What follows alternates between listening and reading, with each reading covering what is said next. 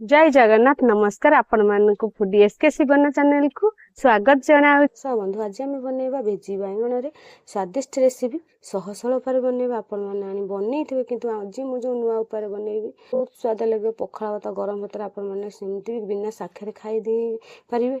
आ मु केमती बनउची रेसिपीटा प्रथम रे शेष पर्यंत देखदो। आपण मानक भल लागले गोटे कमेंट माध्यम जनइबे आ शेयर भी करंतु।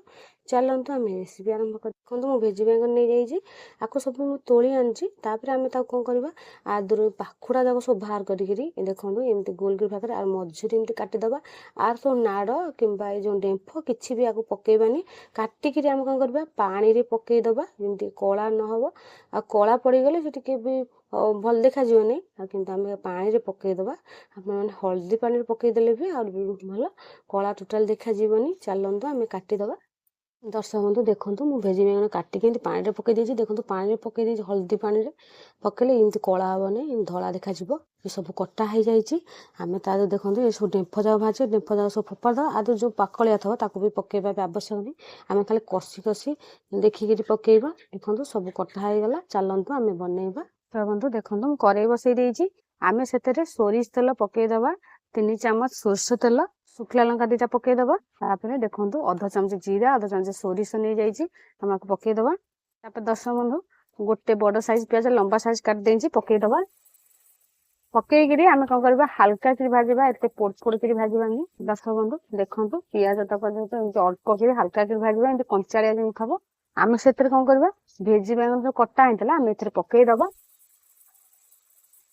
पकईकि आग प्रथम आम भाजवा। आपण मैंने आलू पकड़ चाहते आलू भी पकई पारते मुझे आलू पकईबी नहीं से भेजी बैगन भाजू। देखो आम प्रथम आग भाजीदबा आग पानी तक शुखा दबा आ पोट भी भाजदबा। आज कषा अंशटा जावा पर्यटन भाजवा। तो बंधु आम एथेरे पकईदबा हलदी गुंड अध चामच हलदी गुंड पकईदबा। तापर आम स्वाद ने लुण पकईदबा अध चामच लुण पकईकि आम भाजीदबा। प्रथम आग आर पानी सुखिया पर्यंत एमती भाजवा। सब बंधु देखो से भाजी हो गलानी। आर जो पानी तक था सब सुखी भी गलानी। आम 1-2 मिनिट पर्यंत एमती आग प्रथम झुरझुरी कर भाजवा। देखो भाजी हो गलानी आम से कौन करवा पानी अल्प टे दबा सीझा को। देखो अल्प टे पानी छींची दबा छींचिकी आम एकाठी करदबा।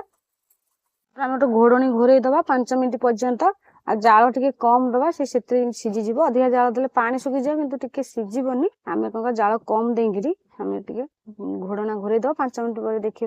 देखो 5 मिनिट हो गलानी आम घोड़नी काढ़ी देखा। मझे घोड़नी काढ़ी चलई सब पानी भी सुखीगला। आम एमती भाजवा पोड़ पोड़ पर्यंत पोड़ पोड़ हवा पर्यंत भाजवा।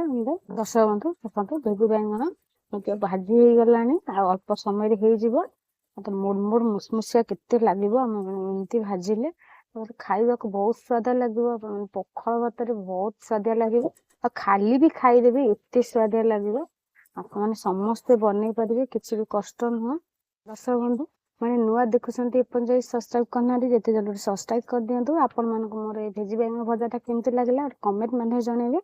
मैं भेजी बैगन भजा बनाऊँगी सहजरे एमती बारंबार आम एमती चलेगा पोड़ पोड़ हवा जाए भाजवा। देखो ये भेजी बैगन जमी एपट साइड सामान्य दाग लगे खाली केवल आप तेल भी भाजी पारती।